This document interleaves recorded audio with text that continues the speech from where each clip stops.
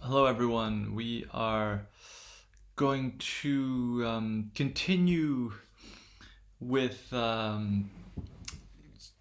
what we said about this table uh, on our verb basics document, which is sort of our main overview document of how the verbal system works in English.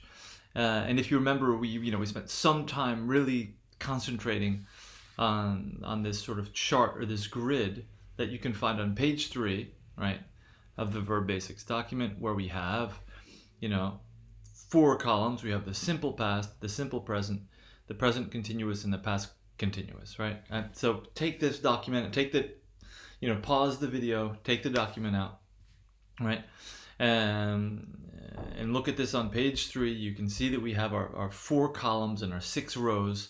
And so we've basically been able to sort of chart, the different ways that we use or we can use or we cannot use, the simple present, the simple past. And it's really important to have a sort of an overview, right? A comparative overview. So what we've done up until now, we've started by comparing, the second and the third column, the simple present with the present continuous.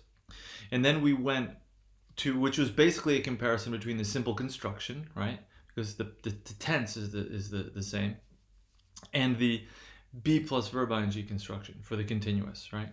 And then we went on to just see how these different ways that we use the simple present and the present continuous, to what extent we can use them in the past, and what this implies, right?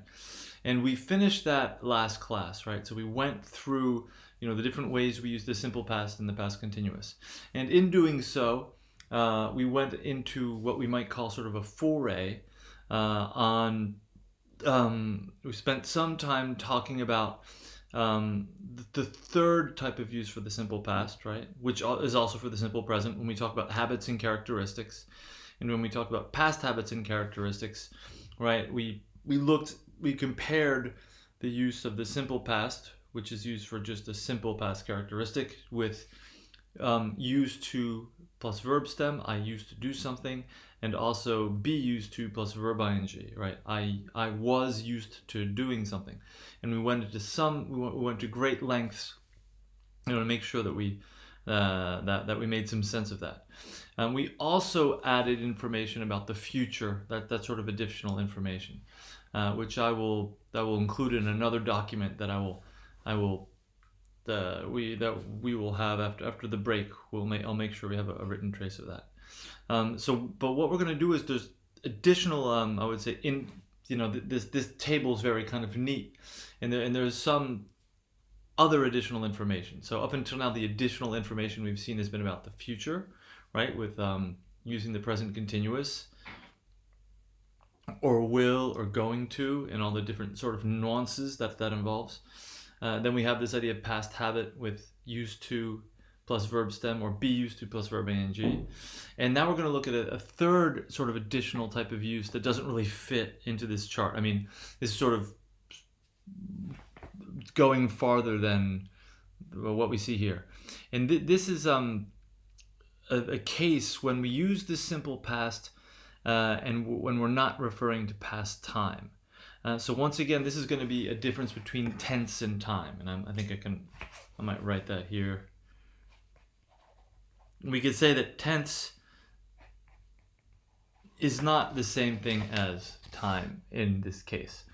And we've already seen this with the future. For example, if you remember, and now we are looking at this chart again, right? When we look at use number 4, we're talking about future planned events. And we see the example in our document is going to be future planned events. We see they're coming tomorrow, right? So if I ask you what the tense is in they're coming tomorrow, first you identify the verb phrase, which is going to be are coming tomorrow, right? And so in that verb phrase, we have coming will be the main verb, right? And apostrophe re, referring to are, is the first auxiliary verb. Well, there's only one here, so it's obviously the first. and it's the conjugated one, right? It agrees with the subject, they and are, he is, right? So they are, we have the third person plural form in the present. And it's also, notice, as the conjugated verb, it is the conjugated verb, being the first verb in the verb phrase, right? Which will be either in the present or the past tense. And what I try to say is we only have a present and a past tense, right? So what we have here is we say, oh, look, are is the present form of the verb, right? So that means our tense, which is we could call temps grammatical in French, the tense is the present tense. And in this case, so that means, this is just to remind you of what we saw before, is that tense is a formal quality, right? And it doesn't necessarily, it very often does, right, in most cases, but it doesn't necessarily refer to where the event occurs on the timeline, right? Which what we think of this being temps réel, right? So for example, if I say they are coming tomorrow, once again, so we look at are coming, we say are, present tense, okay. So that means the tense is the present. But if we ask ourselves what the time of this utterance is, we ask ourselves, when does this event occur? And here we're going to look elsewhere. We're going to look, we look at, for example, we have our adverb tomorrow right after the verb phrase. And tomorrow tells us when this event happens. It tells us that the event happens in the future. So that means the time will be the future, right? So we've already seen this sort of discrepancy between tense and time when we look at the future, because there is no future tense in English. So we're always going to have this discrepancy when we refer to future time. And so the most common cases where we have present tense, right? And then we have future time. But there's another way that there's another example of this is a special use of the simple past. So there are sort of two cases of this. So we have simple past. Either we can use the past tense not to refer to past time. We can use it to refer to sort of, we could say, unreal events. Or we can use it, I would say, as sort of a form of politeness. So this is when the past tense doesn't refer to past time, right? So this is, in a sense, you can think of this being the opposite of what we've already seen with when we have the narrative value, which is the sixth use, very at the bottom left of our chart, right? You look at the simple past, you look at the very bottom, we have past narration. And this is just when you're telling a story, right? We use the past tense, and stories typically happen in the past, right? So we're going to, that means that past tense will refer to past time. Time is the past, tense is the past, right? There's no discrepancy between tense and time. But sometimes we can use this past tense, right, to create really, this idea is to create kind of like a shift, if you will, between, sort of a shift between the, I'm trying to think of the what is expressed and what is presently happening. So I need to give you some examples of this.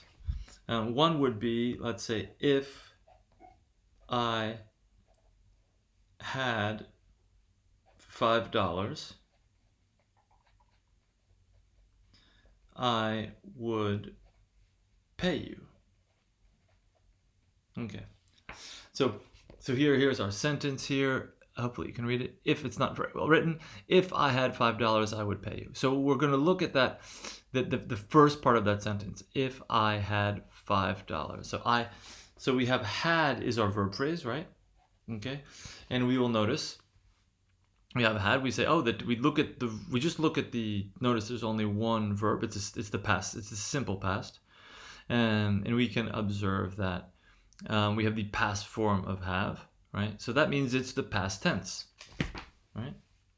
And notice I haven't had to ascertain, okay? To ascertain, I just wrote past tense, right? To ascertain that it is indeed the past tense, the only thing we look at is the form of the verb, right? So we're not asking about where this refers to in time. So now we want to ask ourselves questions about time, and we'll notice that we're not referring to past time. First of all, we're not referring to something that happened in the past, otherwise stated, right? But we do notice that the value, what this past actually enables us to do is to refer to an event that hasn't happened. It's sort of, we can say it has a hypothetical value often, right? And this is also, is in keeping with the use of if. If sort of creates this sort of hypothetical framework, right? So here we're using this past tense to create this, what we can really call a sort of a rupture with respect to the present. And this enables us really to actually ascertain what the basic value of the past is, what we call rupture with respect to the present, right? Sort of a shift with respect to the present.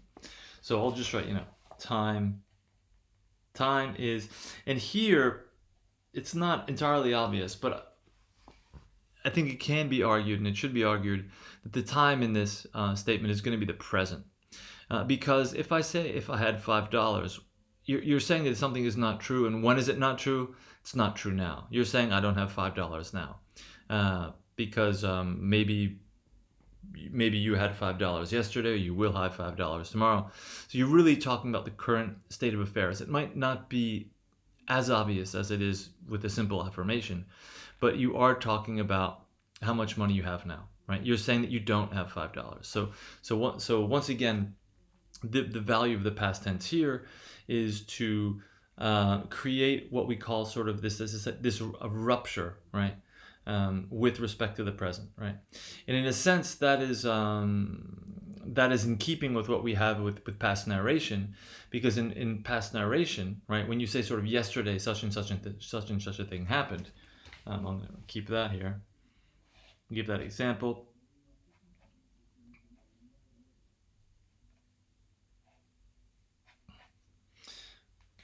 I'm sort of here's this is sort of on the timeline. Sorry, here we have time is 0, and this is when I'm saying yesterday something happened, right? So happened, right? Simple past. And notice that we have this idea, we have yesterday, which sort of firmly attaches something on the timeline, right? And because it's firmly attached, that means we have a sort of a formal separation with the present, right? So that's one way of thinking. And that is sort of this breach. The truth of this thing is not now, right? Okay. So this idea of rupture, meaning sort of not now, is the way that it's sort of the same type of use when we have this sort of unreal value. When we have, if I had $5, you say the truth of this thing is not now. It is actually in, when is it true? In a sort of a hypothetical context, which is established by the hypothetical framework of if. Okay, so that's that sort of first an example of how we use it to talk about things that are not real. Now, another way that we use this idea of sort of rupture with respect to the present